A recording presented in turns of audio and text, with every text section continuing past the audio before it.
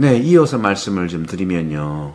미국에는요, 많은 심리학 연구소가 있어요. 물론 한국도 많이 있죠. 한국도 많이 있는데, 심리학자들은요, 배우자에게 별거를 권고하는 경우가 종종 발생합니다. 별거를 권고하는 거예요. 우리나라도 그런 부분들을 좀 볼 수 있잖아요. 잠시 숙고 기간을 갖겠습니다. 뭐 이렇게 좀 TV에서도 그런 부분들을 많이 뭐 어떤 뭐 MBC인가요? 오은영의 결혼 뭔가요? 거기서 마찬가지고요. 아주 중요한 그러한 팁들을 많이 받을 수 있어요. 그들은요, 결혼이 처음부터 무효였다고 말하고 싶을 겁니다. 왜? 이런 걸 알았다면 결혼을 안 했기 때문에 그런 거예요. 실제로 준비가 되지 않았기 때문에, 그리고 준비되지 않고 속일 수도 있고, 속였다고 정말 살아가면서 느껴지는 거죠. 결혼 후에 어떤 삶이 기다리고 있을지 뚜렷한 생각을 가지고 있었을까, 과연? 있었지만 서로 달랐다는 것이죠.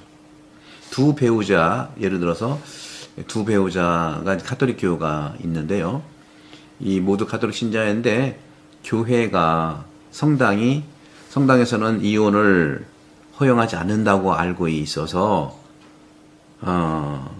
힘든데 계속 살아가는 분도 있었고요. 하지만 그들은 이제는 두려워할 필요가 없습니다. 교회법이 그렇게 이혼이 아니라 바로 원천으로 들어가서 그 혼인이 무효라고 판결을 내려주기 때문에 그래요. 이혼을 조장하는 것이 아니라 거짓말하고 또 무효였던 그런 준비가 없었고 하는 것에 대한 일종의 판결일까요? 그런 거죠. 교회법은요 그렇게 무지막지하게 하지는 않거든요. 두려워할 필요가 없어요. 왜냐하면 우리들이 무엇을 해야 할지에 대한 명확한 인식이 부족했기 때문에 그렇다는 겁니다. 준비 부족이었어요. 여러 케이스가 있죠. 뭐 제가 지난 그 사순시기 때 지난주죠.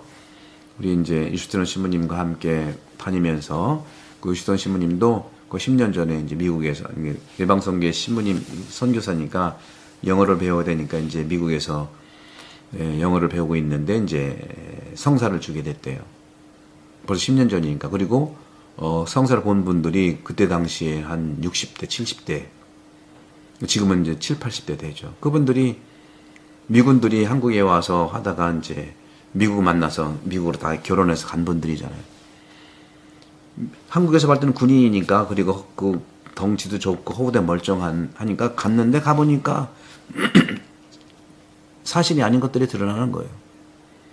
허우대 멀쩡하지만 속에는 있었던 병들이 있었고, 또 가난한 집사람이 군대에 온 것이고 있었고, 하여간 아니면 집안에 장애자들이 많아가지고 평생을 그 일을 했어야 됐다고 하는 거 알면 갔겠습니까? 이런 것들이죠. 그러나 우리 한국 분들은 너무 착하고 순수하고 이웃사랑에 대한 달인이기 때문에 평생을 그렇게 사는 거예요. 그러면서 그 신부님은 그런 느낌을 가졌대요. 이것이야말로 정말 현실을 알지만 그 사람들의 고통과 그 사람들의 애환과 그 사람들의 상처를 알지만 또 하나는 또 큰 하느님의 자비도 느꼈다는 것이죠. 이러한 문제를 도덕적이고 종교적 측면에서 논의하려면 먼저 혼인을 했을 때 혼인 당시에 제단 앞에서 맺어진 부부의 충실성에 대한, 부부의 신뢰와 믿음에 대한 약속이 무엇인지를 이해를 해야 됩니다. 요식행위로 가서는 안 된다는 거죠. 불행하게도 이런 무지가 널리 퍼져 있어요. 알지 못해요. 이혼이 안 된다니까 이런 그 혼인 무효에 대한 부분들이 분명히 있는데 그냥 참고 사는 거예요. 아닙니다. 제가 이혼을 조장하는 게 아니에요. 결혼은 서로 사랑하고 신뢰를 해야 되는 건데 한쪽 측에서 계속 짐을 지고 산다? 아니죠. 이건 무효에 대한 거예요. 그런 점에서 대부분의 사람들은요, 아까 신기루와 같은 왕자와 공주가 사는 성을 미래의 삶에 대한 상상과 결혼을 하는 거예요. 결혼은 길을 모른 채 아름다운 산에 오르는 것과 같습니다. 결혼은 몇 시간 동안 걷고 난 다음에 관광객들이 만약에 자신이 잘못된 길을 택했다는 것을 깨닫게 된다면 바꿔야 되잖아요. 그것이 현명하다면 그는 계곡으로 내려가서 더 올바른 길, 다른 길을 찾을 겁니다.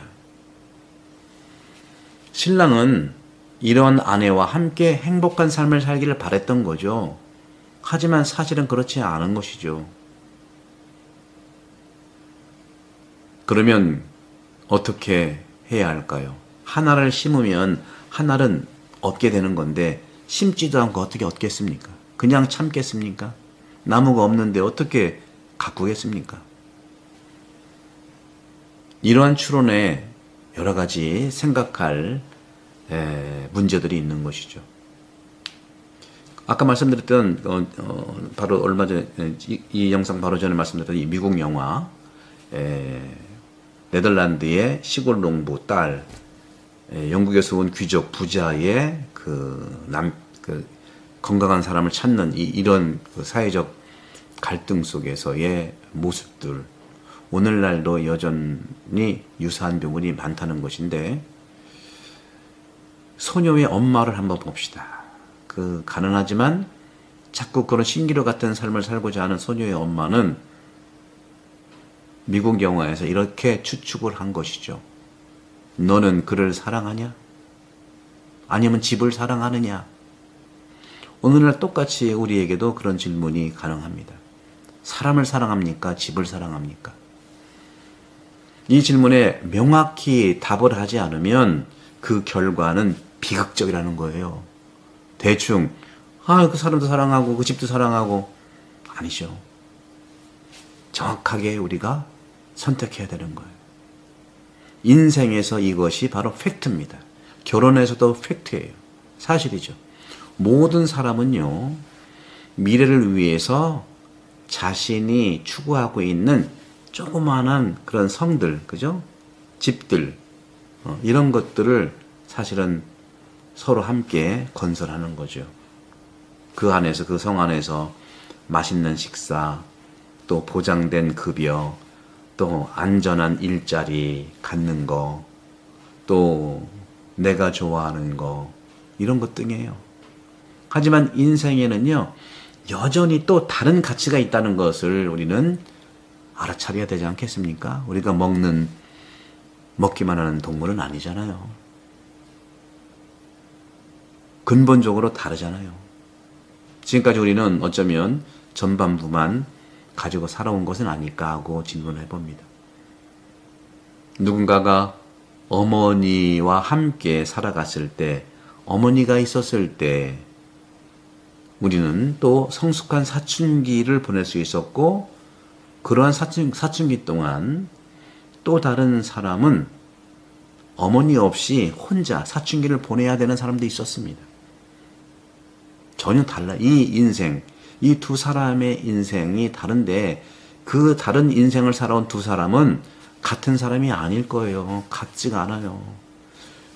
부자의 그러한 자기 혈통을 이루기 위해서 처녀를 찾는 거하고, 이 처녀는 사랑도 하지 않는데 그저 좋은 성에서 창문 많이 달린 곳에 살아가는 집을 사랑하는 건 아닌지. 저는 이런 측면들을 깊이 성찰해 볼 필요가 있다고 말씀을 드리고 싶어요. 어머니를 대신할 수 있는 사랑은 없어요. 어머니를 대신할 수 있는 사람도 없는 거예요. 할 수 있다면 그 소녀가 똑같은 것을 가지고 있지 않는 단순한 여성이라고 바라보는 겁니다. 있는 거를. 집에서, 그래서 이제, 없는 집안에, 부모가 없는 집안은 안 된다 그런 말이 아니고, 실제로, 보육원에서 자란 자녀들 하고요. 가정에서 자란 아이들 하고요. 그 차이가 뭐 나쁘다 하는 것이 아니라 어쩔 수 없이 보육원에 갔잖아요. 그 원장은 오히려 교육학적으로, 심리적으로 준비가 잘 돼서 잘 가르칠 수도 있어요. 그 정답은 알아요. 하지만 어머니는 아니거든요. 어머니가 주는 그런 사랑이 있거든요. 그건 인생에서 특별한 일이죠. 가이드라인에 그 보육원의 원장님은 체계적으로 했을 거예요.